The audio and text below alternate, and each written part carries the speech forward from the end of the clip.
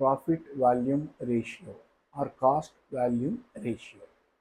PV ratio సేల్స్లో ఎంత contribution ఉంటుందో అది చెప్తుందండి. పీవీ రేషియో ఎంత ఎక్కువగా ఉంటే అంత మనకు ప్రాఫిట్ వచ్చే అవకాశాలు ఉన్నాయి.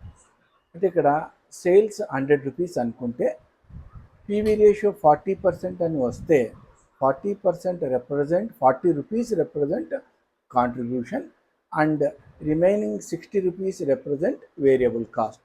ఒకవేళ పీవీ రేషియో 30% వచ్చింది అంటే అవుట్ ఆఫ్ 100 రూపీస్ సేల్స్లో 30 రూపీస్ కాంట్రిబ్యూషన్ గురించి చెప్తుంది, 70 రూపీస్ వేరియబుల్ కాస్ట్ గురించి చెప్తుంది.